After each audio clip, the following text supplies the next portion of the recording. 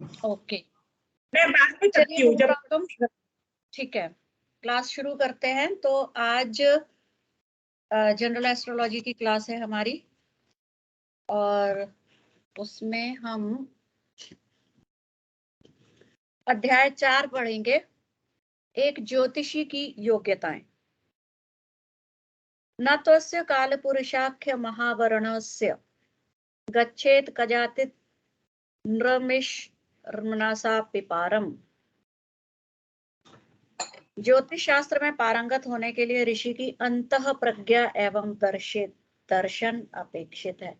एक ये जो लाइन है बहुत कुछ कह रही है कि ज्योतिष शास्त्र में अगर पारंगत होना चाहते हैं तो ऋषि की अंतः प्रज्ञा। ऋषि की अंतः प्रज्ञा से आप क्या समझते हैं, कोई बताएगा मुझे?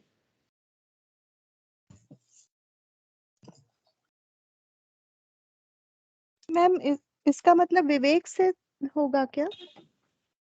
हाँ, विवेक तो है ही, मतलब एक ऋषि में क्या गुण होने चाहिए? अंतः प्रज्ञा।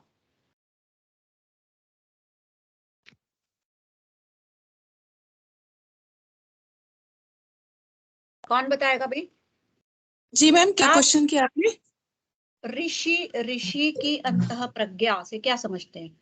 मतलब आप ऋषि की हाँ, उससे ये समझते हैं मैम कि ऋषि नॉर्मली अपने रिसर्च साइंटिस्ट होते थे, तो अंतः प्रज्ञा मतलब आंतरिक अध्यात्म की तरफ जाना, और वो अपने आप को जानते हैं कि मैं कौन हूँ, मैं कहाँ से आया हूँ, और मैं किस लिए हमने इस पृथ्वी पे जन्म लिया है, और हमारा जन्म लेने का कारण क्या है। ये अंतः प्रज्ञा के अंतर्गत आता है। बिल्कुल बिल्कुल, मतलब हमें अपने अंतर मन को, ठीक है, और अपने बौद्धिक स्तर का लेवल जो है बहुत ऊंचा करना होगा। जी तब मैम। जाके हम इस जो ज्योतिष शास्त्र में हम आए हैं या लाए गए हैं, मैं तो हमेशा ये कहती हूँ कि लाए गए हैं, खुद से नहीं जी आए। मैम। मैम, ठीक है? विद्या चूज करती है इंसान को, कभी इंसान विद्या को नहीं चूज करता है। नहीं कर पाता। इंसान में इतनी ज्यादा अभी पारंगत नहीं हुआ है, तो विद्या हमें बुलाती है हमारे पिछले प्रारब्ध के अनुसार। तो और ज्योतिष शास्त्र तो दैवीय ज्ञान है, तो उसका तो वो जब तक दैवीय आशीर्वाद नहीं होगा उसका पढ़ना जो है वो मुश्किल है। तो जो भी हम लोग यहाँ पे जुड़े हैं ज्योतिष शास्त्र से, हमें अपने आप को बहुत सौभाग्यशाली समझना चाहिए कि इस शास्त्र ने हमें चुना है, और अगर इस शास्त्र ने हमें चुना है तो हमें इसके साथ पूरी जस्टिस, पूरा न्याय करना चाहिए। तो एक ऋषि के तरह अंतर्मन होना चाहिए, आंतरिक तौर पे बहुत हमें परिपक्व होना चाहिए, और बौद्धिक तौर पे हमें परिपक्व बनना पड़ेगा। और दर्शन, ऋषि में एक ऋषि मुनियों में जो फिलॉसफी है लाइफ के प्रति, वो फिलॉसफी को हमें समझना होगा, उसे अपनाना होगा। जी मैम। ठीक है ना? तो आप लोग ज्योतिषी बनने जा रहे हैं, तो उसके लिए आपको अपनी अंतः प्रज्ञा और वो ऋषि का दर्शन जो है वो फॉलो करना है, उसको समझना। उस कैसे समझेंगे, कैसे फॉलो करेंगे? देखिए, कोई भी आपको कोई ज्ञान देता है तो आप कितना ले पाते हैं ज्ञान? किसी से भी लेने, जो सबसे ज्यादा आपको ज्ञान दे सकते हैं वो है पुस्तकें। तो पुस्तकों का साथ जो है वो अपना लीजिए। जितना ज्यादा पढ़ेंगे खुद से, उतना ही ज्यादा परिपक्वता आएगी किसी भी सब्जेक्ट में, कि कोई भी सब्जेक्ट। एक टीचर जो है वो सिर्फ आपको रास्ता दिखाता है, जी ठीक है, मैम। रास्ते पे चलना तो खुद ही होता है। और उससे ज्यादा सब किसी से भी चीज से बड़ी जो शिक्षक होती है वो पुस्तकें होती हैं। तो पुस्तकों का साथ अपना लीजिए। जी मैम। अब ज्योतिषी की योग्यताएं क्या हैं? महर्षि पराशर ने जो कलियुगी ज्योतिषियों के अग्रणी प्रकाश स्तंभ माने जाते हैं, प्रत्येक ज्योतिषी के गुण व योग्यताएं निर्धारित की हैं। ये योग्यताएं बृहद पराशर होरा शास्त्र में अध्याय 27 श्लोक 39-40 में बताई गई हैं। ठीक है, अंडरलाइन कर लीजिए। होरा शास्त्र से इसको पढ़िए। गणितेषु प्रवीणो यह शब्द शास्त्रे कृत श्रमः न्यायविद बुद्धिमान देश दिक्कालज्ञो जितेन्द्रियः ऊहापोह पट्टु होरा स्कंद श्रवण सम्मतः मैत्रेय सत्यताम यानी तस्य वाक्यम न संशयम।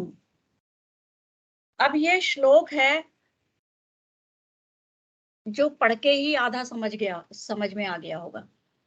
ठीक है, गणितेषु प्रवीणो, गणित में प्रवीण, शब्द शास्त्रे कृत श्रमः, शब्द शास्त्र में प्रवीण, न्यायविद बुद्धिमान, एक ज्योतिषी को न्यायविद होना चाहिए, बुद्धिमान होना चाहिए, देश दिक्कालज्ञो जितेंद्रिय, जितेंद्रियां उसकी ओपन होनी चाहिए, देश काल पात्र का ज्ञान होना चाहिए, ऊहा पोह पटु होरा स्कंद श्रवण सम्मत, उसको हर होरा स्कंद श्रवण सम्मत होना चाहिए। ये सारे शास्त्र हैं, इनके उसको ज्ञान होना चाहिए। मैत्रेय ऋषि कहते हैं, मित्रों, सत्यताम यानी तस्य वाक्यम न संशय, ये बिल्कुल सत्य है, इस वाक्य में कोई संशय नहीं है। जिसको ये इन सब चीजों का ज्ञान होगा एक कुशल ज्योतिषी होगा, इसमें कोई संशय नहीं है। और डिटेल में इसका, अब आप लोगों से मुझे एक और अपेक्षा है कि ये जो श्लोक है ये आपको बिल्कुल याद कर लेना है। ठीक है, अच्छे से इसको याद करना है। नेक्स्ट क्लास में मैं आप लोगों से सभी से ये श्लोक सुनूंगी बिना किताब खोले। ठीक है, हो जाएगा? जी मैम, हो जाएगा। सभी की यस नहीं आई है अभी मुझे। ठीक है, सभी को याद होना चाहिए बिना किसी एक्सक्यूज के। एक हफ्ता 4 लाइन याद करने के लिए I think more than sufficient है। मैडम जी, ये श्लोक जो है आप लिख करके व्हाट्सएप पे भेज दें तो बेटर है, याद करने में आसानी होगी, ऐसा सुनने में आप याद नहीं होंगे। ये आपकी किताब में अध्याय 4 में, क्या आपके पास मेरे बुक पास है? नहीं है, मेरे पास किताब बुक नहीं है। कोई बात नहीं, मैं आपको इसकी फोटो व्हाट्सएप पे ग्रुप में, दोनों बिल्कुल। टेलीग्राम और व्हाट्सएप पे दोनों में भेज दूंगी। ठीक है, थैंक यू। ठीक है, तो आप इसको याद कर लीजिएगा। अभी हम इसको इसकी एनालाइज करेंगे, इसको एनालिसिस करेंगे, तो व्याख्या करेंगे इसकी, तो आधा तो आपको वैसे ही याद हो जाएगा। ठीक है, गणित में योग्यता, गणितेषु प्रवीणो, किसी भी ज्योतिषी को कम से कम कुंडली बनाना। और गणित का मतलब ये नहीं है कि आप एमए इन मैथ्स या एमएससी इन मैथ्स होना चाहिए। ठीक है, नॉर्मल गणित, बेसिक मैथ्स आना चाहिए। कम से कम कितना गणित आना चाहिए? कुंडली बनाना, वर्ग चार्ट बनाना, दशा एवं अष्ट वर्ग बनाना, और हाँ उनके कैलकुलेशंस करने, प्लस माइनस मल्टीप्लिकेशन डिवाइड, ये चीजें जरूर आनी चाहिए। आजकल के कंप्यूटर युग में यह और भी आवश्यक हो गया है। अब हम क्या कहते हैं, ऐप पे कुंडली बन तो जाती है, कंप्यूटर पे कुंडली बन जाती है, कैलकुलेशन सारे हो जाते हैं, कैलकुलेटर है हमारे पास, हमारा फोन है हमारे पास, everything is possible in that. लेकिन उसके बावजूद भी आपको करना आना चाहिए। क्यों? ये टेक्निकल डिवाइसेस हैं। ठीक है, अगर एक एरर आ गया तो सारा एरर जो है वो पूरा एरर आता जाएगा। कहीं स्टार्टिंग में छोटा सा एरर आ गया तो एवरीथिंग विल बी स्पॉइल्ड, पूरा एरर ही आता रहेगा। तो आपको इतनी योग्यता अपने आप में लानी पड़ेगी कि आप वहीं स्टार्टिंग में उस एरर को कैच कर लें। अगर नॉलेज है, देखिए कितनी सारी एप्स अवेलेबल हैं, अनकाउंटेबल हैं आजकल। ठीक है, लेकिन फिर भी उन एप्स के बावजूद भी क्या हर कोई कैपेबल है ज्योतिष का ज्ञान रखने में? जिसने ज्योतिष शास्त्र पढ़ा है वही उन एप्स को समझ सकता है, अदरवाइज वो एप्स भी दिमाग के ऊपर से जाती हैं। हर कोई पॉसिबल, हर किसी के लिए पॉसिबल नहीं है उन एप्स को समझना, उनमें से अपना प्रेडिक्शन समझना। तो इसीलिए लाख कैलकुलेटर्स हैं, कंप्यूटर हैं, सब कुछ है, लेकिन खुद की नॉलेज के बराबर, जो इंसान के दिमाग के बराबर अभी तक कोई नहीं पहुंचा है। तो हमें इतनी योग्यता होनी चाहिए कि हम खुद से कैलकुलेशंस कर सकें। टाइम की कमी के कारण ना करें वो अलग बात है, लेकिन कर ना सकें वो एक अलग बात है। तो हमें कर ना सके वाली पोजीशन पे नहीं आना है, क्योंकि भिन्न भिन्न प्रकार के कंप्यूटर बाजारों में उपलब्ध हैं जिनसे भिन्न भिन्न प्रकार की गलतियां होने की संभावना बनी रहती है और उन्हें ठीक करना आवश्यक होता है। ठीक तभी कर सकते हैं जब हमें पता हो कि ये गलती है। जिनको गणित का परिपक्व ज्ञान होगा, साथ ही गोचर में ग्रहों की गति का ज्ञान होगा, वह ही उस त्रुटि को जान सकते हैं। एरर तो तब पकड़ेंगे ना जब हमको उस एरर के बारे में पता लगेगा कि हाँ यहाँ ये गलती कर रहा है कंप्यूटर, इसको यहीं स्टॉप कर दीजिए। अगर हमें नॉलेज ही नहीं है तो हमें क्या पता चलेगा? हम तो सब कैलकुलेशंस करते जाएंगे और उसी बेस पे प्रेडिक्शन कर देंगे जो कि टोटली रॉन्ग होगा, मैच ही नहीं करेगा। अनेक स्थानों पर कंप्यूटर की सहायता उपलब्ध नहीं हो सकती। अब कई जगह ऐसी होती है, सपोज आप कहीं जा रहे हैं, आपका नेटिव टाउन है, कोई विलेज है, या वैसे ही विलेज में किसी गांव में आप जा रहे हैं, नेटवर्क ही नहीं है वहां पे, फिर क्या करेंगे? कोई नेटवर्क नहीं चल रहा तो ऐप नहीं चल रही, ठीक है। अब वहां पे ये तो नहीं कह सकते ना कि हम कुछ नहीं कर सकते भाई, हमारे पास तो ऐप नहीं है, हमारे पास नेटवर्क नहीं है। तो इतना कैपेबल तो हमें होना चाहिए कि अगर ये डिवाइसेस साथ नहीं दे रही तो हम खुद से कुछ कर सके। ज्योतिषी को स्वयं ही कुंडली आदि बनाना आवश्यक हो जाता है। ज्योतिषीय भविष्यवाणी करने के लिए गणित तथा खगोल में पूर्ण, गणित के साथ साथ खगोल भी पूरी तरह उसकी जानकारी भी होनी चाहिए। कौन सा ग्रह किस टाइम पे किस गोचर में कहाँ पे है, किस स्थिति में है, वक्री है, मार्गी है, क्या है उसके, आप लोग तो ये निकालते हैं कौन से ग्रह के, सभी कैलकुलेशन मतलब आपको बाय हैंड आना चाहिए। अब देखिए, शब्द शास्त्रे कृत श्रम, शब्द शास्त्र में परिश्रमी। ज्योतिषियों की पिपासा असीमित होती है, जितना वह जानता है उससे अधिक उसकी समझ होती है। अब देखिए, आप अगर कुछ कोई भी है, सिर्फ किसी भी सब्जेक्ट में चले जाइए, अगर आप किसी को कुछ बताते हैं तो जितना आपके माइंड में है उतना नहीं बता सकते, आपकी समझ जो है उसमें पूरी चाहिए, तब आप थोड़ा सा जानकारी उस चीज में दे पाएंगे। एक छोटा सा एग्जांपल लेते हैं, आप कोई मूवी देखने जाते हैं, ठीक है, आप मूवी देख के आए, आपको घर आते हैं, आपसे कहा जाता है कैसी है, जरा उसकी स्टोरी बताइए। आपने 3 घंटे मूवी में लगाए हैं, क्या स्टोरी बताने में आप 3 घंटे लगाते हैं? हार्डली 5, 10, 15 मिनट्स में आप अगर बड़े एक्शन से भी बताएंगे तो भी हाफ एन आवर में आप फिनिश कर दें, ठीक है। तो देखा तो 3 घंटे, माइंड में भी वो 3 घंटे की पूरी है, लेकिन बताने में क्या है, वो अपने आप कट शॉर्ट हो जाती है। तो जानना is always more than telling. जानने की जो कैपेसिटी है वो समझने की कैपेसिटी ज्यादा होनी चाहिए, समझना ज्यादा होना चाहिए। उसे उसके पास सलाह लेने के लिए आए व्यक्तियों की बातें ध्यान से सुननी होती हैं और अपनी राय उन्हें स्पष्ट करनी होती है। अब सेकंड थिंग इज, आप जो समझ रहे हैं, क्या आप वही चीज उसको एक्सप्लेन कर पा रहे हैं जो पर्सन आया है? एक पर्सन जो आपके पास आया है, उसकी जो क्यूरियोसिटी है उसको शांत करना बहुत जरूरी है, और उसके लिए आपको ऐसे आपके पास शब्द होने चाहिए कि आप उसकी जिज्ञासा को, आप उसके प्रश्नों को शांत कर सकें। अतः उसका अच्छा बोलना भी एक अच्छी जमा पूंजी है। अब देखिए, कैसे शब्दों का चयन कैसे करना है।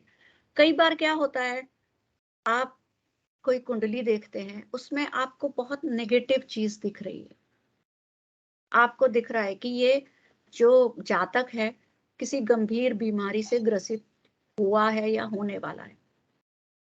तो अब आप क्या बोलेंगे कि इस उम्र में तुम्हें ये गंभीर बीमारी होने वाली है। अगर हम ये कहते हैं तो वो नहीं भी होगा तो भी हो जाएगा। तो हमें शब्द ऐसे चुनने हैं कि हम उसको अवेयर भी, और हम उसको बिल्कुल भी बताएं ना तो भी हमारे लिए गलत है, हम उसे अंधेरे में रख रहे हैं। अगर हम कुछ हिंट देंगे तो क्या होगा, वो उस बीमारी के लिए एक तो मेंटली प्रिपेयर हो सकता है और उसका मेडिकल ट्रीटमेंट भी ले सकता है। तो दोनों ही चीजें हमें बताना भी है और उसको नेगेटिव भी नहीं करना है। तो कैसे शब्द चुनने हैं कि बिना उसको नेगेटिविटी लाए हम उसे अवेयर कर सकें। हम बता सकते हैं कि कोई स्वास्थ्य की परेशानी आ सकती है, आप मेडिकल चेकअप प्रॉपर करवा लीजिए, मेडिसिन ले लीजिए और आप अपना ध्यान रखिए।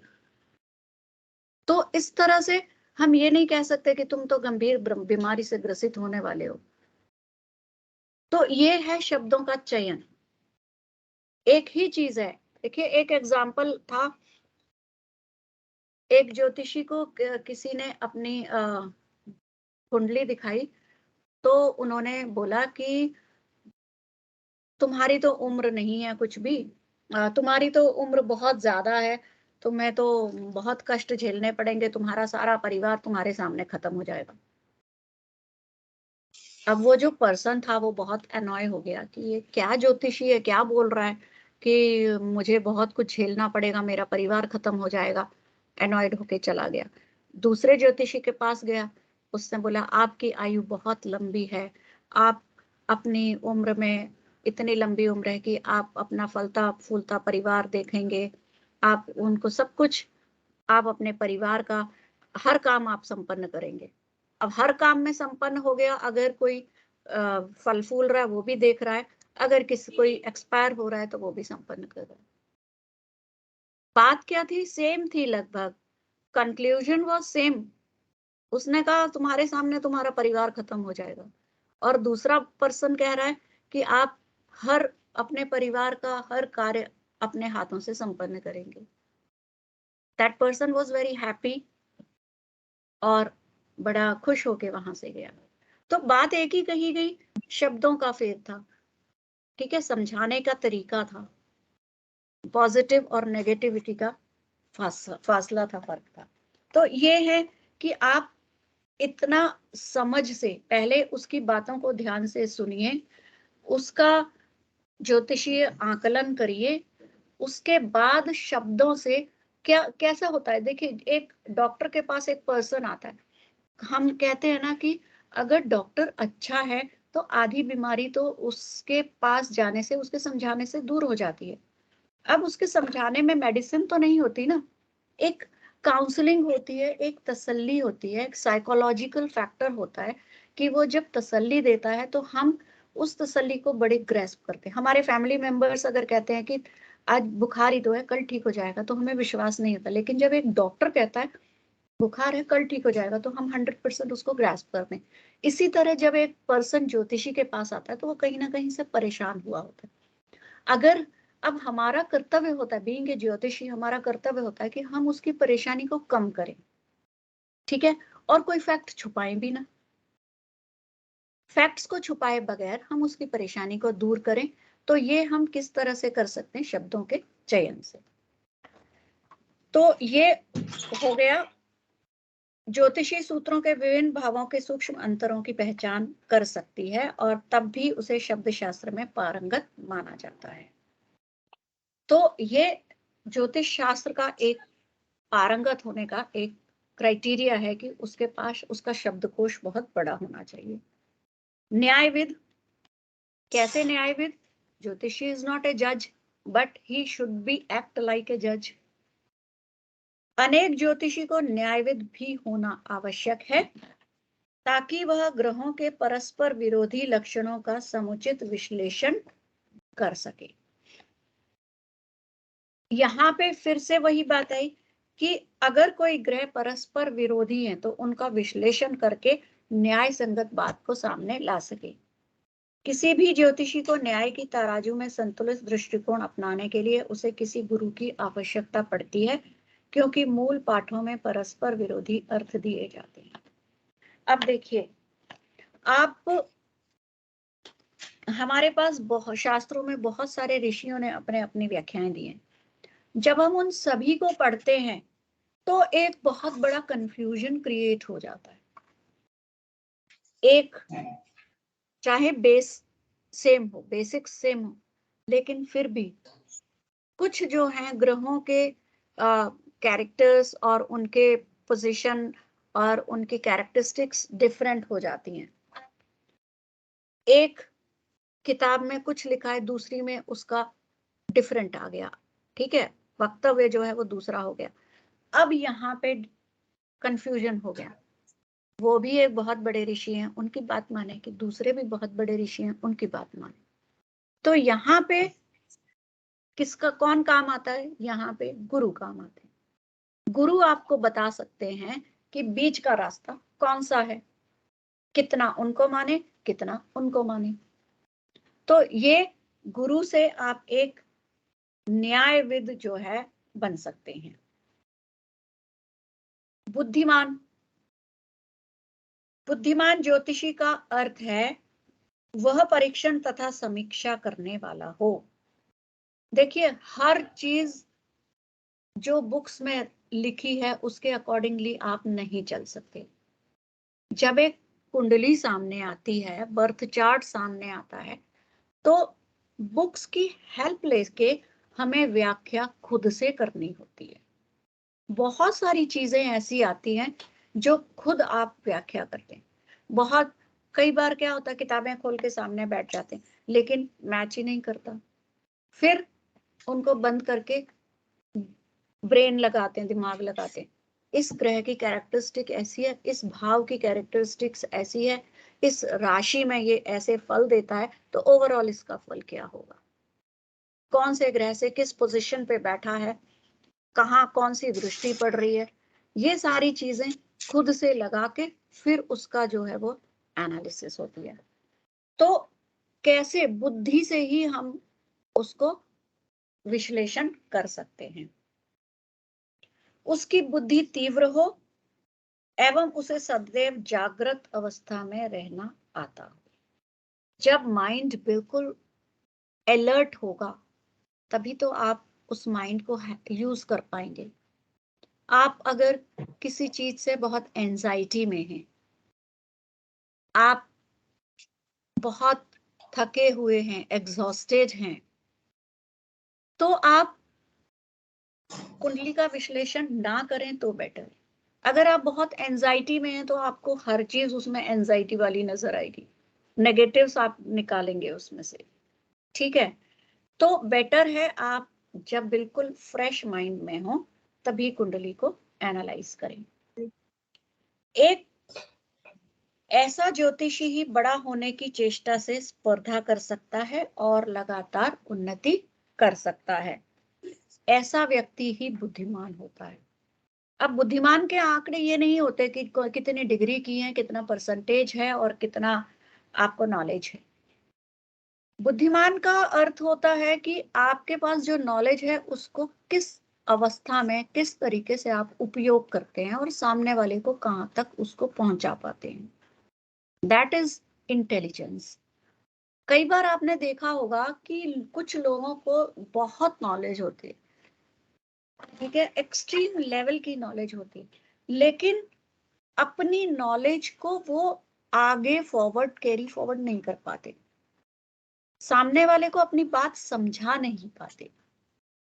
और कुछ लोग होते हैं एवरेज नॉलेज होती है लेकिन उनमें कन्विंसिंग पावर इतनी अच्छी होती है कि वो थोड़ी सी जो नॉलेज है उसी को सामने वाले को बहुत अच्छे से दे सकते हैं। तो ये बुद्धिमानी है कि किस टाइम पे किस जगह पे आप अपनी नॉलेज का यूज कर पाते हैं। और एक और बुद्धिमानी की बात है, जो अपनी त्रुटियों का अनुभव करे। देखिए, कई बार क्या होता है, कुछ हर तरह के लोग होते हैं, कुछ लोग होते हैं उनके इतना ज्यादा उनमें कॉम्प्लेक्स होता है एक, कि वो सोचते हैं कि मुझसे ज्यादा कुछ है ही नहीं दुनिया में, जो मुझे आता है वो किसी को नहीं आता। और ये एक बहुत बड़ी जो है वो अनइंटेलिजेंट बात है, क्योंकि कोई भी परफेक्ट नहीं है, परफेक्ट कोई हो ही नहीं सकता इस दुनिया में। तो हमें जहां हम गलती करते हैं उसका अनुभव और उसको एक्सेप्ट करना, अगर हम अपनी गलतियों को एक्सेप्ट करते हैं तो हमसे ज्यादा बड़ा ज्ञानी कोई हो ही नहीं सकता। और गलतियां करना तो मानव व्यवहार है, ठीक है, तो उससे हम बच ही नहीं सकते।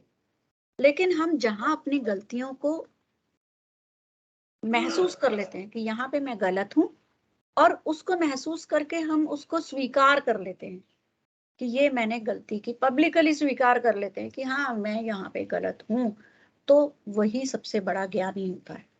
और यही बुद्धिमत्ता है कि कहाँ हम देख सकें कि मैं कहाँ। और सबसे बड़ी बुद्धिमानी तो ये है, हम किस फेर में उलझे रहते हैं, हम दूसरों की गलतियां आंकने के फेर में। उसने यहाँ ये गलत बोला, यहाँ पे ये नहीं बोलना चाहिए था, इसी में हम जजमेंटल होते हैं। जबकि होना क्या चाहिए, मुझसे कहाँ भूली। यदि मुझे किसी ने गलत कहा तो उस क्रिटिसिज्म को पॉजिटिवली लेते हुए ये सोचें कि अगर मैंने कहाँ गलती की जो मुझे ऐसा कहा गया। अपोजिट नहीं, हम लोग क्या सोचते, उसने मुझे एक ये बोला, मैंने उसको 4 सुना दिया और अपना बदला ले लिया। लेकिन हमने आगे के लिए भी हमने अपने जो नॉलेज आने के रास्ते थे वो बंद कर लिए। अगर कोई आपका वेलविशर है, आपको क्रिटिसाइज करता है, दैट मीन्स कि वो आपकी उन्नति चाह रहा है। किसी ने आप कोई लेक्चर दे रहे हैं, आपको बताया कि यहाँ पे अगर ये थोड़ा सा गलत बोला, तो हम क्या होता है, हम उसमें भड़क जाते हैं, आपको ज्यादा आता है, आपने मुझे बोला, खुद को कितना आता है। उसके बदले अगर हम उसको पॉजिटिवली एक्सेप्ट करते हैं, हाँ ये मेरी गलती है, नेक्स्ट टाइम मैं इसको सुधार कर लूंगा, तो वो हमारी उन्नति के लिए। और यही बुद्धिमानी है कि हमें उन्नति की तरफ जाना है, अवनति की तरफ नहीं। देश दिक्काल ग्यो,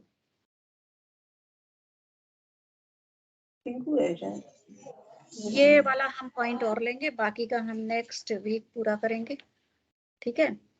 प्रत्येक ज्योतिषी को अपने कार्य क्षेत्र के भूगोल, परंपराओं, सभ्यता, सामाजिक परिस्थितियों का ज्ञान होना आवश्यक है। इसके बिना उसके द्वारा की गई भविष्यवाणियां विनाशकारी सिद्ध हो सकती हैं। हम देश काल पात्र में पहले भी चर्चा कर चुके हैं। देश काल पात्र का क्या मतलब है, हम अगर किसी जन्म कुंडली को देख रहे हैं तो हमें ये जरूर देखना चाहिए कि वो किस भौगोलिक परिस्थिति से आ रहा है, ठीक है। हमने एक देख लिया, इस लगन में ये राशि है, ये ग्रह है, तो इस इंसान को ऐसा होना चाहिए, इसका कॉम्प्लेक्शन बहुत फेयर होना चाहिए, इसको टॉल होना चाहिए। हम ये भूल गए कि हम किसी अफ्रीकन पर्सन की कुंडली देख रहे हैं। How can be a person fair, उसका भौगोलिक क्षेत्र ही नहीं है ऐसा। अगर हम किसी ऐसे भौगोलिक क्षेत्र की कुंडली देख रहे हैं जहां पे एवरेज हाइट इज नॉर्मल, हम उसको कहें कि जातक लंबा होना चाहिए, how can it be possible. पात्र, ठीक है, पर्टिकुलरली अगर हम किसी 70 इयर्स या 80 इयर्स के पर्सन की कुंडली देख रहे हैं तो क्या देखेंगे, उसको मेन इश्यूज क्या होंगे, क्या वो जॉब चाहेगा, क्या वो मैरिज चाहेगा, क्या वो एजुकेशन चाहेगा। हमें खुद ही ये सारी चीजें वो ओवरकम कर चुका है। अब क्या चाहेगा, ज्यादा से ज्यादा मनी इश्यूज होंगे, केयर के इश्यूज होंगे, या फिर हेल्थ के इश्यूज होंगे। तो इस तरह से हमें देखना है कि अगर हम एक 12 साल का या 14 साल के बच्चे को कहें कि हाँ इसके तो शादी के योग चल रहे हैं, तो हम हास्यास्पद हो जाएंगे। तो देश काल, आज का जो टाइम है उसके अकॉर्डिंगली क्या चाहिए ये बताएं। हम आज के पिछली सदी के बारे में हम अगर बताएंगे तो वो भी हास्यास्पद हो जाएगा। तो देश काल पात्र की जानकारी रख के ही हमें अपना जो है विवेचन करना होगा। गुरुजी आप क्लास ले रहे हैं कि मैं कंटिन्यू करूं?